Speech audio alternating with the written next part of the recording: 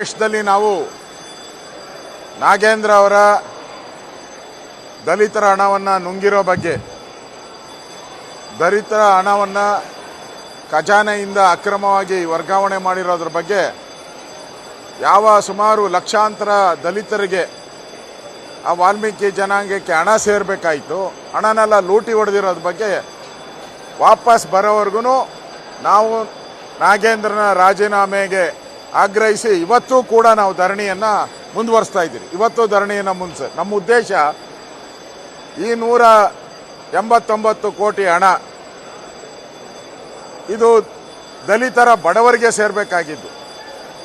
ಇವತ್ತು ನಾಗೇಂದ್ರ ನಾನು ಒಬ್ಬ ದಲಿತ ಅಂಥೇಳಿ ಅದರ ಶೆಲ್ಟರ್ ತಗೊಳಕ್ಕೆ ಹೋಗ್ತಾ ಇದ್ದಾರೆ. ನೀನು ತಿಂದಿರೋ ದುಡ್ಡು ಯಾರ್ದು? 189 ಕೋಟಿ ಯಾರ್ದು? ದಲಿತರ ದುಡ್ಡು ತಿಂದಿದೆಯಾ? ದಲಿತರ ದುಡ್ಡು ತಿಂದ್ಬಿಟ್ಟು ನಾನು ದಲಿತ ಅಂತ ಶೆಲ್ಟರ್ ತಗೊಳಕ್ಕೆ ಹೋದರೆ ರಾಜ್ಯದ ಲಕ್ಷಾಂತರ ದಲಿತರ ಶಾಪ ತಟ್ಟಲ್ವ ನಿಮಗೆ? ನಾನು ಕಾಂಗ್ರೆಸ್ ಅವ್ರು ಕೇಳ್ತೀನಿ, ಇವತ್ತು ಲಕ್ಷಾಂತರ ದಲಿತರು ಬೇಕಾ, ಈ ನಾಗೇಂದ್ರ ಒಬ್ಬ ಬೇಕಾ? ಆ ಲಕ್ಷಾಂತರ ದಲಿತರು, ಆ ಕೋಟ್ಯಾಂತರ ದಲಿತರು ಬೇಕಾದರೆ ಈ ನಾಗೇಂದ್ರನ ರಾಜೀನಾಮೆ ತಗೊಳ್ಳಿ.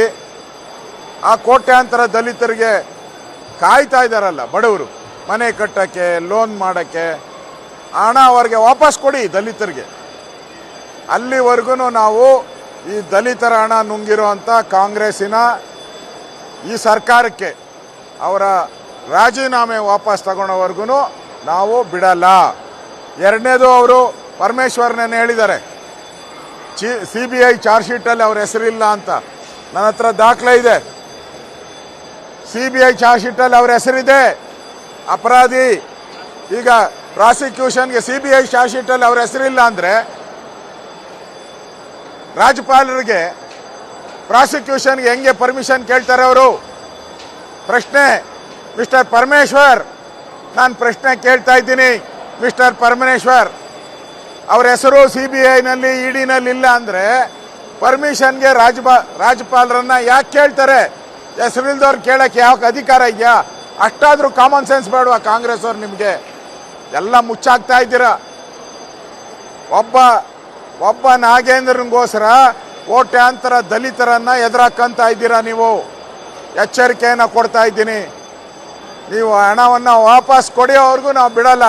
ನಮ್ಗೆ ಚರ್ಚೆ ಮಾಡಬೇಕು, ಬರದ ಬಗ್ಗೆ ಚರ್ಚೆ ಮಾಡಬೇಕು, KPC ಹಗರಣದ ಬಗ್ಗೆ ಚರ್ಚೆ ಮಾಡಬೇಕು, 5 ತಿಂಗಳಿಂದ ಪೆನ್ಷನ್ ಕೊಟ್ಟಿಲ್ಲ ಬಡವರಿಗೆ, ಚರ್ಚೆ ಮಾಡಬೇಕು. ಸರ್ಕಾರ ಪಾಪರ್ ಆಗಿ ದಿವಾಳಿ ಆಗಿದೆ, ಚರ್ಚೆ ಮಾಡಬೇಕು. ಆದರೆ ಒಬ್ಬ ನಾಗೇಂದ್ರನಿಗೋಸ್ಕರ 224 ಶಾಸಕರ ಹಕ್ಕನ್ನು ಕಸಿತಾ ಇದ್ದೀರಾ ನೀವು. ಒಬ್ಬ ನಾಗೇಂದ್ರನಿಗೋಸ್ಕರ 224 ಶಾಸಕರ ಹಕ್ಕನ್ನು ಕಸಿತಾ ಇದ್ದೀರಾ. ನಾಚಿಕೆ ಆಗಲ್ವಾ ನಿಮಗೆ? ಮಾನ ಮರ್ಯಾದೆ ಇದ್ದರೆ ಅವ್ರು ರಾಜೀನಾಮೆ ತೆಗೆದುಕೊಂಡು ಹಣನ ವಾಪಸ್ ತಗೊಂಡು ಆ ಕೋಟ್ಯಾಂತರ ದಲಿತರಿಗೆ ಹಣವನ್ನು ವಾಪಸ್ ಕೊಡಿ.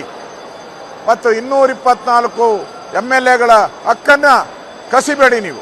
ಪ್ರಿಯ ವೀಕ್ಷಕರೇ, ಸಿನಿಮಾ, ರಾಜಕೀಯ, ವಿಚಾರ, ವಿಮರ್ಶೆ, ಸಂದರ್ಶನ ಹಲವಾರು ವಿಷಯಗಳಿಗಾಗಿ ನಮ್ಮ ಆದಿಪುರುಷ ಸ್ಟುಡಿಯೋಸ್ ಚಾನೆಲ್ಗೆ ಸಬ್ಸ್ಕ್ರೈಬ್ ಮಾಡಿ. ಲೈಕ್, ಶೇರ್, ಕಮೆಂಟ್ ಮಾಡುವುದರ ಮೂಲಕ ನಿಮ್ಮ ಬೆಂಬಲ ವ್ಯಕ್ತಪಡಿಸಿ. ಮತ್ತೆ ಸಿಗೋಣ.